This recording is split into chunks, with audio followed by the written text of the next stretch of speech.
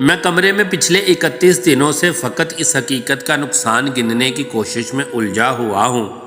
کہ تو جا چکی ہے۔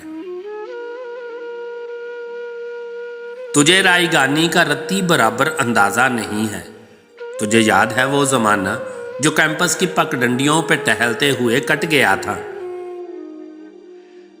تجھے یاد ہے جب قدم چل رہے تھے کہ ایک پیر تیرا تھا اور ایک میرا؟ قدم وہ جو دھرتی پہ آواز دیتے کہ جیسے ہو راگا کوئی متربوں کا، قدم جیسے ساپاگا ماپاگا سارے وہ تبلے کی ترکھٹ پہ تکدن دھنکدن تنکدن دھنادن بہم چل رہے تھے۔ قدم جو مسلسل اگر چل رہے تھے،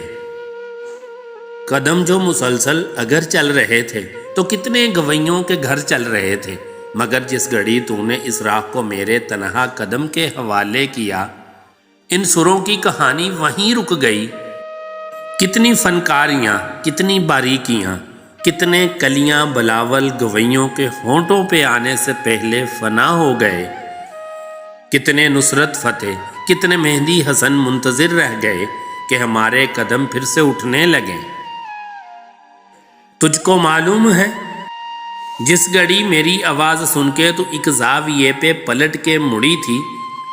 وہاں سے ریلیٹیوٹی کا جنازہ اٹھا تھا کہ اس زاویے کی کشش میں ہی یونان کے فلسفی سب زمانوں کی ترتیب برباد کر کے تجھے دیکھنے آ گئے تھے کہ تیرے جھکاؤ کی تمثیل پہ اپنی ترچھی لکیروں کو خم دے سکیں،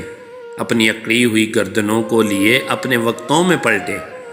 جیومیٹری کو جنم دے سکیں۔ اب بھی کچھ فلسفی اپنے پھیکے زمانوں سے بھاگے ہوئے میرے رستوں پہ آنکھیں بچھائے ہوئے اپنی دانست میں یوں کھڑے ہیں کہ جیسے وہ دانش کا منبع